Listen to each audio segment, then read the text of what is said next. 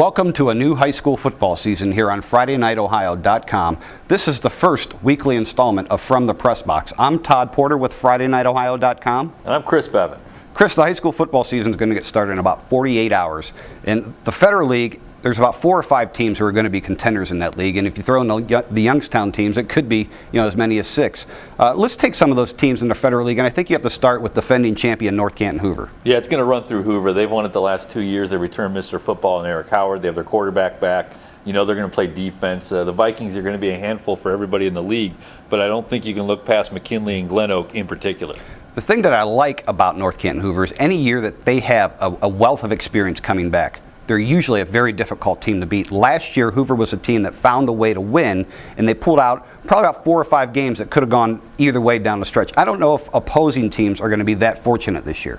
Well, they're going to be mentally tough, you know that, and that's why they don't give away too many games. But I think it's going to be hard for them this year because of the bullseye that's on Eric Howard. Everybody's going to be gunning for Mr. Football, and the fact that they went to the state semifinals, and the fact that Glen Oak and McKinley in particular have just a lot of talent on both sides of the football. McKinley's defense could be as good as we've seen in some time with Jawan Snow and Steve Miller back. Those are 2 very talented teams that you mentioned. There's probably a half dozen Division I prospects between the 2 teams at both Glen Oak and Canton McKinley. Let's take McKinley for first here this season. Ron Johnson in his second year. I think that you see the biggest improvement in a new regime from year 1 to year 2, and that's what McKinley is going to be the beneficiaries of this year. Well, they'll know the offense better, and that's something that Johnson's really been stressing, that they've really worked hard in the offseason to get that step forward. And like I said, their defense is going to be outstanding. So you know that they are going to be stronger than the 6-4 team they were last year in the regular season. And then Glen Oak lost a lot of people, but they seem to have a lot back too.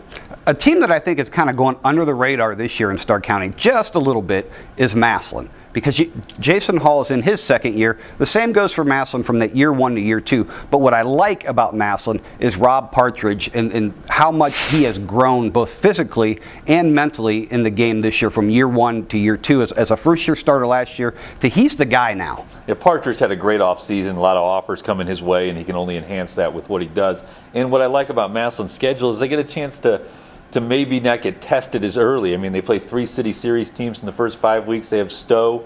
They can maybe get a good feel for themselves. Obviously, week 2 will be a huge test when Glen Oak comes over to Massillon. Yeah, they had the Glen Oak game on a Thursday night, and Massillon's got a little bit of an advantage there because Massillon opens up on a Thursday. They play the next Thursday. Glen Oak is going to lose a day of preparation versus what Massillon has. And speaking of that Thursday, let's look at some of the games. It starts right there with that Buchtel-Massillon game on Thursday, and we also have Canton South and Dover playing each other. Yeah, there's going to be another IFT on the field for Dover this year, so the Tornadoes are going to be good. 11-2 season last year.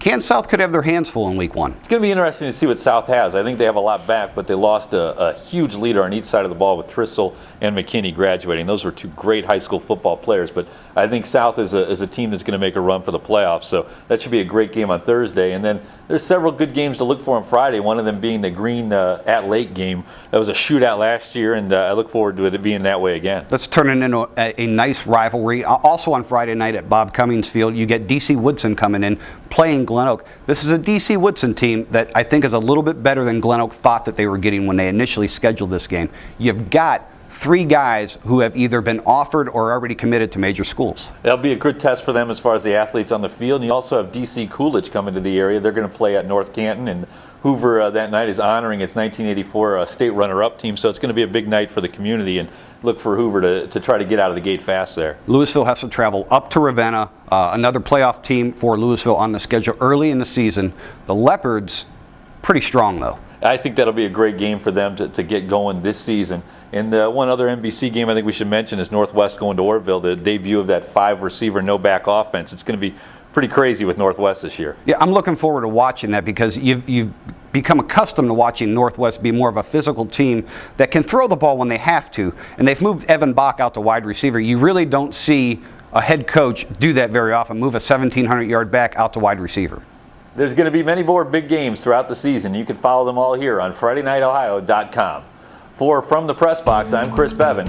And I'm Todd Porter. Join us each and every week here on FridayNightOhio.com.